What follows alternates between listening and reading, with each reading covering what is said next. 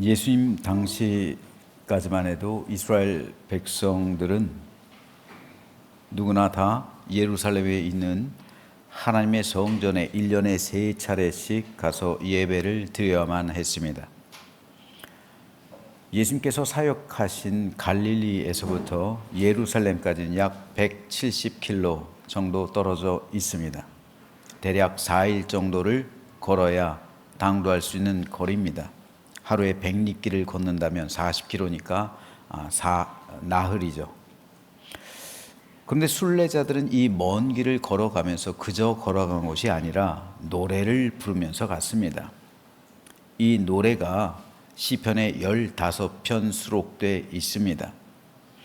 그러니까 시편은 많은 부분에 있어서 곡조 달린 시입니다. 즉 오늘 성가대가 성가를 부르듯이 이러한 찬양곡이에요. 다만 이제까지 그 곡조는 잃어버렸습니다. 곡조는 잊었어요. 남아있지 않습니다. 하지만 가사만 남은 그러한 형태라고 보면은 좋을 것 같습니다. 그런데 시편 120편부터 134편까지 15편은 모두 성전에 올라가는 노래라는 제목이 붙어 있습니다. 오늘 본문 또한 성전에 올라가는 노래 가운데 두 번째 시입니다. 그런데 예루살렘으로 가기 위해서 북쪽에서 남쪽인 예루살렘으로 가기 위해선 반드시 거쳐야만 하는 도시가 하나 있었습니다. 바로 여리고라는 도시입니다. 그런데 이 여리고라는 도시는 지구상에서 가장 낮은 곳에 위치한 도시입니다. 지금 보시는 그림에서처럼 저 밑에 여리고는 해수면, 즉 해발, 바닷물이에요. 해발은 바닷물이죠. 바닷물 해발 기준으로 해서 마이너스 260m. 굉장히 낮죠. 여러분 우리 제암리 여기가 몇 메타 정도 되는지 아세요? 해발. 여기가 0m예요. 0m. 높지 않아요. 많이 높지 않습니다. 우리 저기 꼭대기 산이 해발 50m 가까이 돼요. 높지 않습니다. 그러니까 서해에서 물이 이렇게 오면 여기까지 잠기는 거예요. 0m이기 때문에. 근데 260m면요. 저 밑에 260m는 굉장히 낮은 곳이죠. 반면에 예루살렘은 해발 650m입니다. 최저점이 650m예요. 그러니까 총 차이가 약 910m 정도 됩니다. 여리고에서 예루살렘까지는 910m 정도 돼요.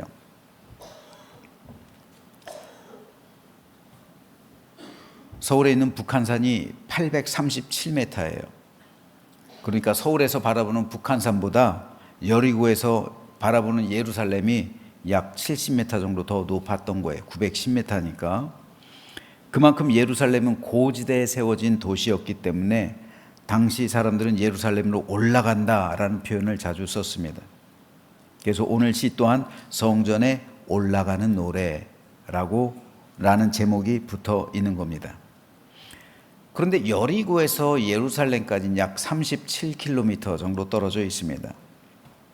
오늘 본문에서의 시인은 예루살렘을 향해서 이제 여리고에서 출발하는 거예요. 그래서 드디어 저 멀리 우뚝 세워진 그 시온산을 바라봅니다. 그래서 내가 산을 향하여 눈을 들리라 라고 표현하고 있는 겁니다. 눈을 들리라 이런 말이죠. 그러면서 시인은 나의 도움이 저기로부터 저 산으로부터 온다라는 고백을 합니다. 왜 시인은 나의 도움이 저 산으로부터 온다라는 고백을 했을까요? 바로 그 산 위에 하나님의 성전이 세워져 있기 때문입니다. 즉 시인은 하나님만이 나를 도우실 수 있는 유일한 분이시라는 사실을 오늘 시를 통해 고백하고 있는 겁니다. 우리가 살아가다 보면 종종 삶의 위기를 겪을 때가 있습니다. 그래서 누군가의 도움을 필요로 할 때가 있습니다. 지금 내 상황에서 나를 건져줄 수 있는 존재, 내가 지금 겪고 있는 고통과 재난을 해결해 줄 수 있는 존재, 지금 이 위기와 어려움을 헤쳐나가도록 실질적인 도움을 줄 수 있는 그 누군가, 그 무엇, 이것을 우리는 도움이라고 하고, 그리고 이것에서 이 도움을 간절히 바랄 수밖에 없습니다.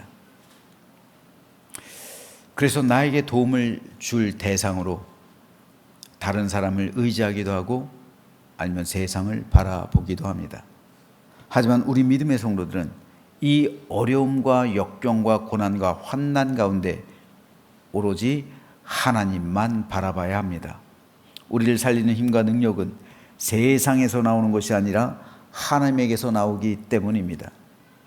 하나님의 전에 나아갈 때 하나님의 임재하심을 통한 하나님의 능력과 역사심으로 내 모든 문제가 풀리는 것이지 내 인간적인 노력이나 수고 혹은 다른 사람의 힘으로 풀리는 게 아니란 말입니다.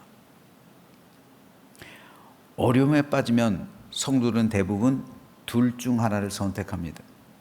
하나는 어려울수록 하나님의 앞에 나와서 매달리는 사람이 있고요. 아니면 어렵기 때문에 하나님에게서 멀어지는 사람이 있어요.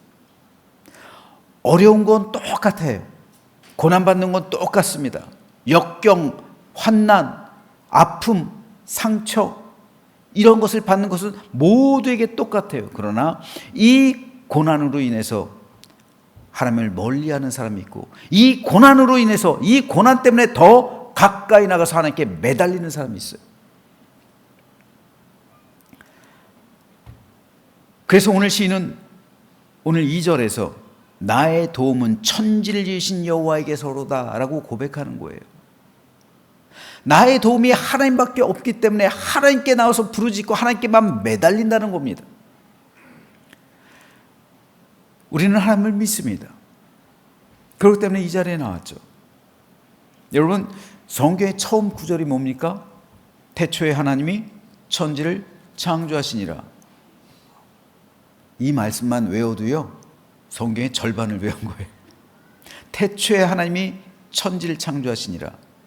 여러분, 성경은 설득하는 책이 아니에요. 누군가에게 설득하는 게 아니에요. 성경을 가지고 누군가를 설득할 생각하면 안 돼요. 설득이 아니라 성경은 뭡니까? 선포예요. 선언이에요. 태초에 하나님이 천지를 창조하셨다. 선언입니다. 선포예요. 믿든 믿지 않든 그건 여러분의 자유입니다. 이렇게 선언하는 거예요. 이렇게 선포하는 거예요. 믿는 사람은 구원을 받을 것이고 믿지 않는 사람은 영원한 심판에 갈 수밖에 없습니다. 심판받을 수밖에 없습니다.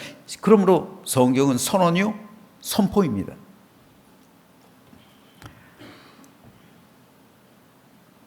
그렇다면 천지를 하나님께서 창조하셨대요. 이 우주 만물을 창조하셨대요. 여러분, 이 사실 믿으십니까? 진짜로 믿으세요? 천국과 지옥을 우리 하나님께서 지으셨음을 믿으십니까?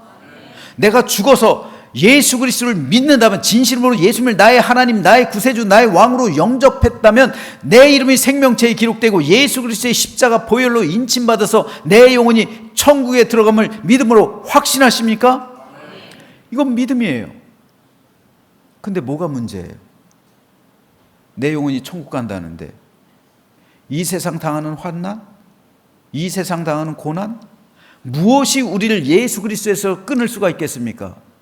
뭐가 내 영혼이 천국 가는 것보다 더 중요하겠습니까? 아무것도 중요하지 않아요. 내 영혼이 천국 가는 문제보다 더 중요한 문제는 이 세상에 없다는 말이에요.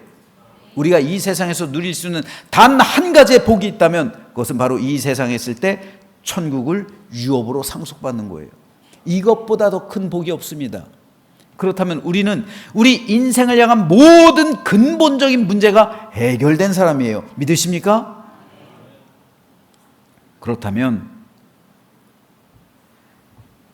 태초에 하나님이 천지를 창조하셨다, 이 믿음만 있다면 우리 인생의 모든 문제는 이미 해결된 줄로 믿으시기를 주님의 이름으로 축복합니다.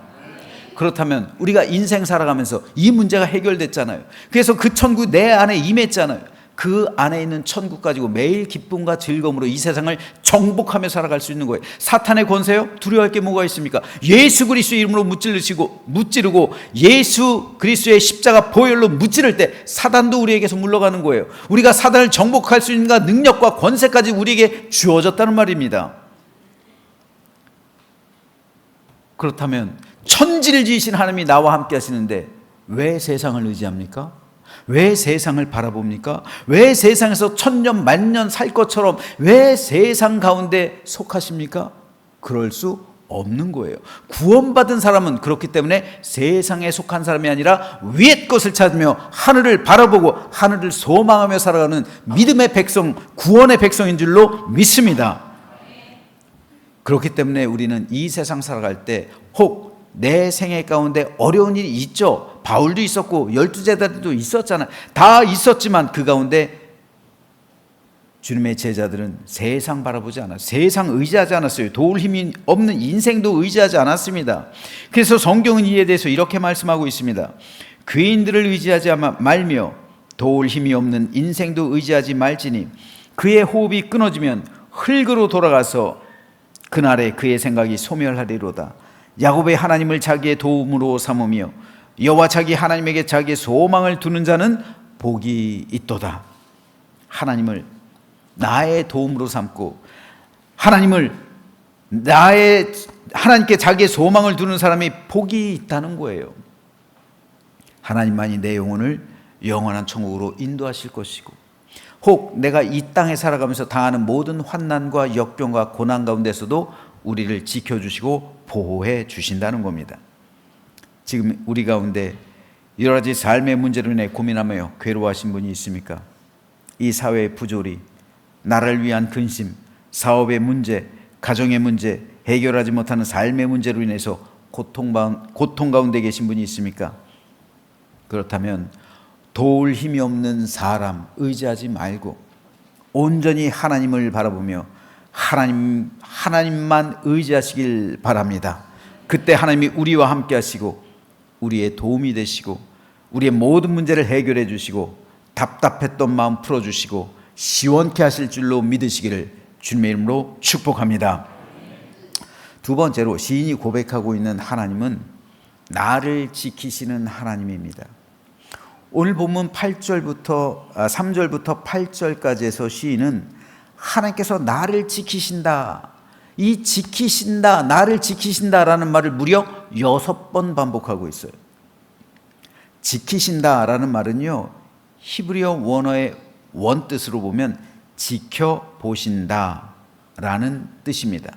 그래서 영어 성경에서는 이 단어를 watch, 즉 지켜보신다라고 번역하고 있어요. 영어로 watch란 말은요, 주의 깊게 살펴보고 세심하게 들여다본다라는 의미입니다. 동사론 지켜본다, 이것이 명사론 시계예요.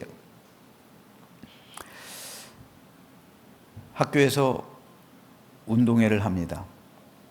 저도 어렸을 때 학교에서 운동을 했던 추억이 있어요. 천군 백군으로 나눠서.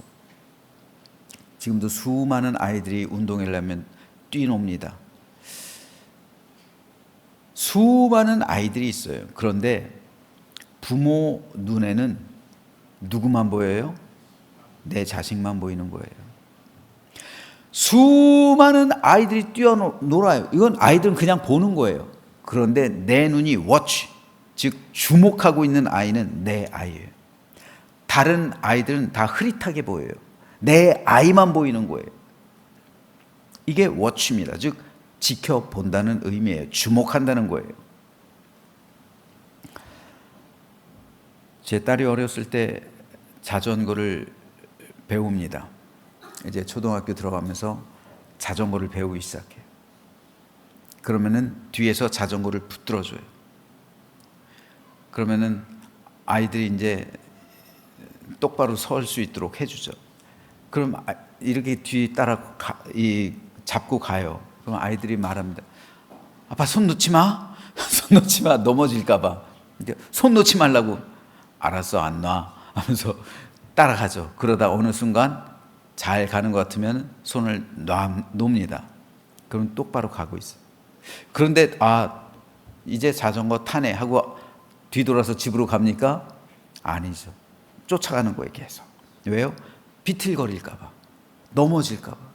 넘어지는 순간에 잡아줘야 되잖아요. 이게 바로 지켜본다는 의미입니다. 지켜보는 거예요. 주목하는 거예요. 그래서 3절에서 시인은 여호와께서 너를 실족하지 아니하게 하시며 너를 지키시는 이가 졸지 아니하시리로다 라고 고백하는 겁니다. 여기서 실족이란 말 그대로 미끄러진다는 거예요. 예루살렘으로 올라가는 길은 산지기 때문에 험해요. 그래서 곳곳에 낭떠러지가 있습니다. 발을 잘못 디뎌요. 헛디뎌요. 이게 실족이에요. 실족하면 어떻게 돼요? 미끄러 넘어지는 거예요. 그리고 굴러 떨어지는 거예요. 아주 위험합니다. 시인은 내가 발을 헛디딜까 봐 노심초사하면서 하나님이 나를 그렇게 지켜보신다라고 고백하는 겁니다. 우리도 인생을 살아가다 보면 때론 험한 골짜기나 음침한 사망의 골짜기를 통과해야 될 때가 있습니다. 이런 경험 누구나 다 있을 거예요. 하지만 그 실족의 상황 속에서도 하나님 나를 지켜보고 주목하고 계신다는 이 사실을 우리가 믿음으로 확신해야 됩니다. 실족하지 않는 사람은 없어요. 그런데 누가 복된 사람입니까? 실족하는 순간 나를 붙들어 주시는 하나님이 계시다면 복된 사람이에요. 어려운 순간 나를 붙들어 주는 존재가 세상에서도 있어요. 부모님이 그 역할을 주로 감당하겠죠. 혹은 귀인들이 우리를 도와줄 수도 있어요. 복된 사람이에요. 하지만 그게 영원할까요? 부모님이 영원할까요? 귀인들이 끊임없이 우리의 삶을 지탱해 줄 수 있을까요? 아니요. 나 홀로 남겨질 때가 있어요. 절망 가운데 빠질 수밖에 없어요. 하지만 우리 하나님께서 내 손을 붙들어 주시고 나를 돌보시고 나를 지켜주시고 지탱해 주시는 버팀목이 되시고 그리고 나와 함께 하시는 그 사람이 진정으로 복된 사람인 줄로 믿으시기를 주님의 이름으로 축복합니다. 시험 당하지 않는 사람은 없어요. 목사도 때로는 실족당합니다. 우리 가운데 누구도 여기서 자유로울 수 없어요. 미국의 윌리엄 커싱 목사가 있었는데 이 목사님도 그랬어요. 실족했어요. 실족할 뻔했어요. 감리교 목사였습니다. 행복한 가정을 꾸렸어요.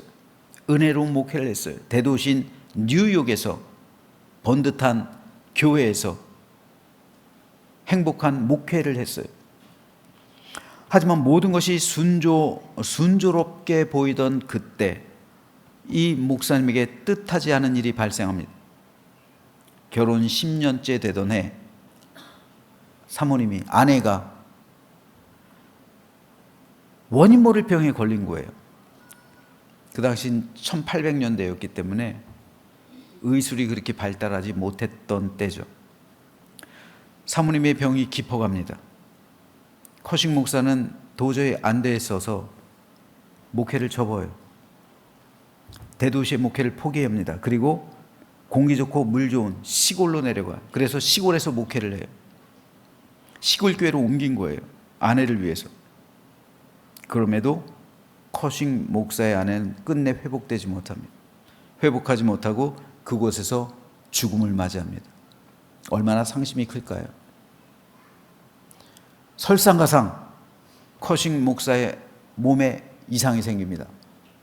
성대 이상이 생겨요. 병원에 갑니다. 의사에게서 청청병력 같은 말을 들어요. 성대를 못 쓰게 됐다는 거예요. 이제 말 못한다는 거예요. 의사의 말대로 커싱 목사는 성대를 잃었습니다. 목소리를 잃었어요. 사모님도 얼마 전에 잃고 아내도 얼마 전에 잃고 목소리로 잃었어요. 목회 못하죠. 설교를 못하잖아요. 말을 못하는데 어떻게 성대를 잃었는데 어떻게 설교를 합니까? 목사가 설교 못하면 어떻게 목회를 해요? 더군다나 아내도 없잖아요. 그렇다면 커싱 목사의 목회 인생 끝난 거죠. 쉽게 말해서 끝난 거예요. 실패로 끝난 거예요. 이게 실족이에요. 시험 드는 거죠. 아니, 내가 목사 하겠다고 했나? 하나님께서 나를 시켰잖아요. 하나님께서 나를 불러서 주의 종으로 삼으시고, 그런데 아내도 데려가고 목소리도 잃게 하고, 그럼 어떻게 목회를 해요? 실족이에요. 시험 들 수밖에 없습니다. 그런데 아까 말씀드렸죠? 고난의 순간, 실족의 순간, 시험의 순간에 하나님에게서 멀어지는 사람이 있고 하나님께 더 매달리는 사람이 있다고요. 커싱 목사가 그런 거예요. 이 절망적인 상황 속에서 커싱 목사는 하나님께 매달립니다. 하나님의 자비를 구하는 거예요. 그랬을 때 하나님은 커싱 목사를 그가 전혀 생각하지도 못했던 길로 인도하시는 거예요. 놀랍게도 커싱 목사는 설교를 못하잖아요. 그러면서 설교문을 쓰는 대신에 찬송시를 쓰게 돼요. 성가시를 쓰게 돼요. 그러면서 자기가 작사자로서 재능이 있다는 사실을 깨닫게 돼요. 그래서 커싱 목사는 더 이상 설교하진 못합니다. 하지만 찬송가와 성가를 작사하는 것으로 자신의 믿음을 증거하기 시작해요. 커싱 목사의 설교는 아직까지 남아있잖아요. 한 편도 안 남았어요. 하지만 커싱 목사의 찬송가는 아주 여러 곡이 많이 남아있어요. 우리 찬송가에도 커싱 목사가 작사한 찬송가가 3곡이 수록되어 있어요. 그 중에 한 곡이 찬송가 419장입니다. 이따가 우리가 폐회송으로 부를 건데요. 이 노래예요. 이 찬양입니다. 주 날개 및 내가 편안히 쉬네. 밤 깊고 비바람 불어쳐도. 그렇죠. 밤 깊고 비바람 불어쳐요. 사랑하는 아내가 죽어요? 목소리를 잃어서 설교 못해요? 내 목회 이제 끝났어요. 밤 깊고 비바람 불어치는 거예요. 하지만 주 날개 아래 내가 있다고요. 아버지께서 날 지켜주신다고요. 그러면 나는 거기서 편안히 쉰다는 말입니다. 그리스도인은 이거예요. 실족하는 순간 속에서도, 시험 당한 순간 속에서도 주 날개 아래 우리 아버지께서 나를 보듬어 주실 때, 마치 암탉이 병아리를 품듯이 우리를 품어 주실 때 모든 환난 가운데서 지켜주시는 하나님의 은혜를 경험하고 거기서 내가 편안히 쉼을 경험하는 것, 이것이 바로 믿음의 승리입니다. 그리스도는요, 이 믿음으로 사는 거예요. 시험당하지 않는 성도가 어디 있습니까? 실족하지 않는 삶이 어디 있습니까? 누구나 다 실족할 수 있고 누구나 다 시험당합니다.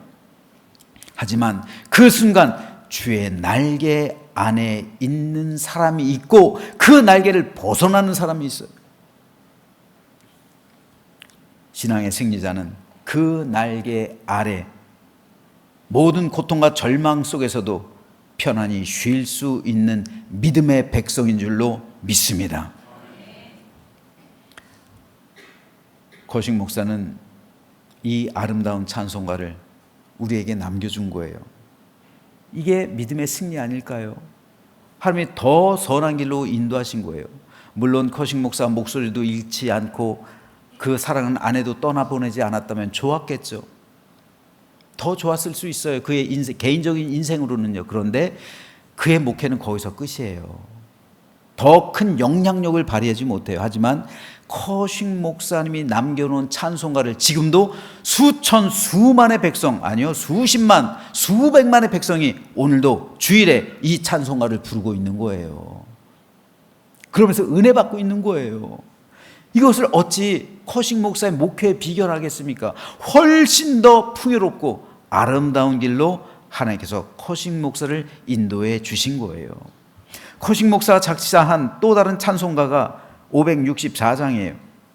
예수께서 오실 때 그 귀중한 보배 하나라도 남김없이 다 찾으시리. 샛별 같은 그 보배 면류관에 달려 반짝반짝 빛나게 비치리로다. 어린이 찬송가에, 그죠? 어린이 주일날 많이 부르죠.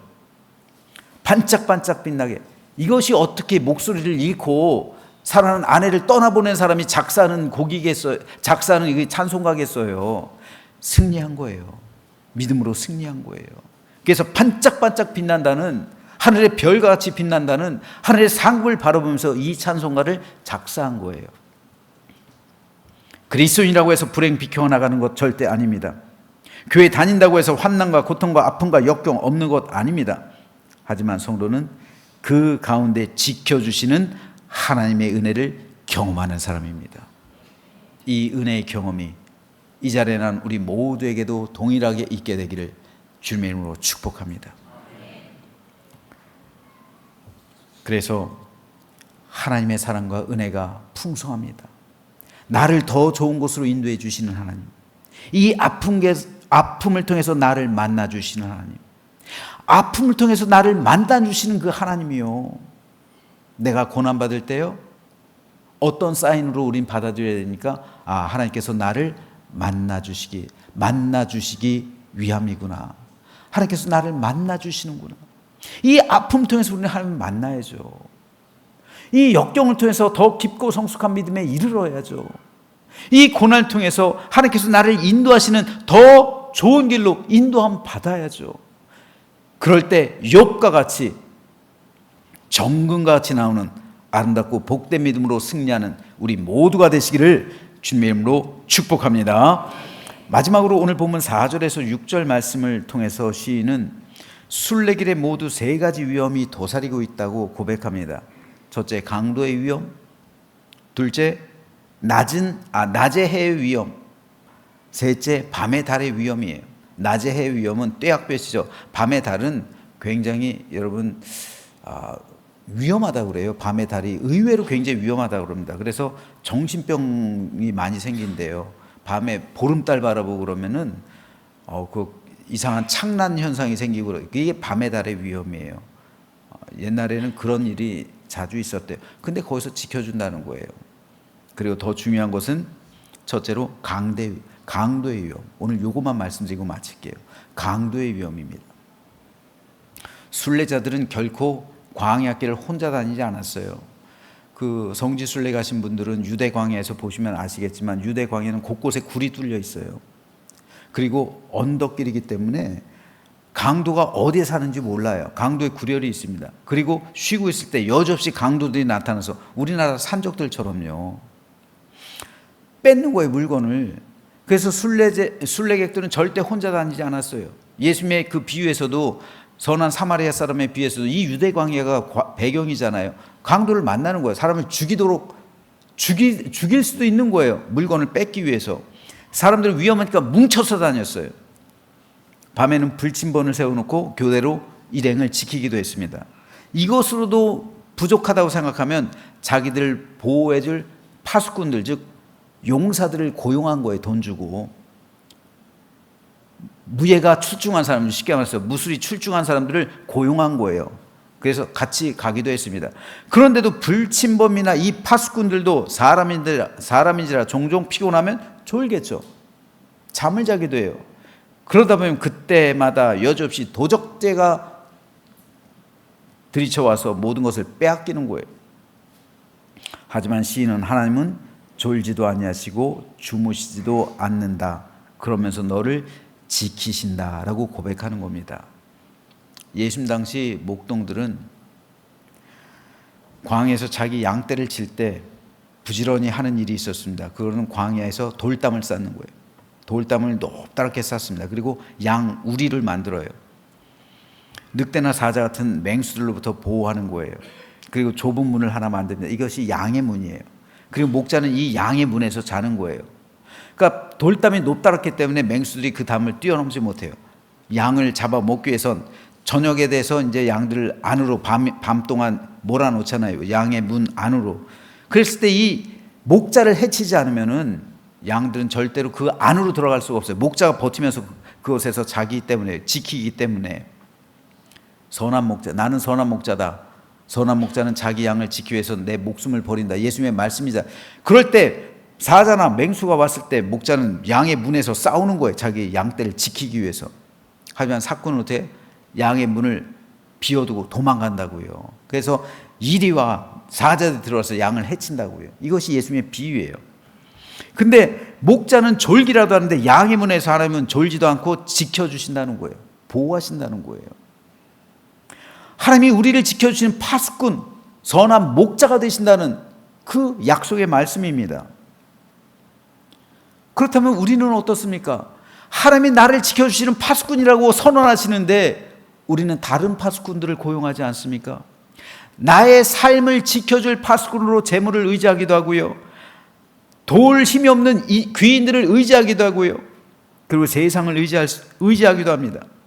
하지만 오늘 시인의 고백처럼 졸지도 아니하시고 주무시지도 아니하는 하나님이 우리를 지켜주시고 내 삶의 파수꾼이 되실 때 우리 인생은 참된 평강과 즐거움과 행복을 누리게 된다는 말입니다. 하나님은 오늘도 고난과 혼란과 역경의 삶을 살아가고 있는 우리를 향해서 내가 너희의 파수꾼이 되어주겠다 약속하십니다.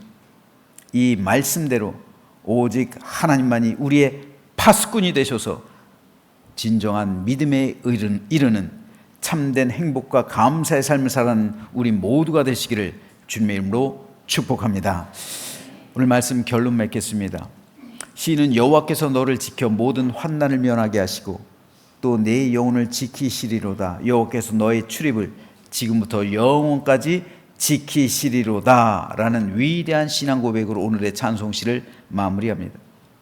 이 믿음의 고백은 오늘 우리에게도 중요합니다.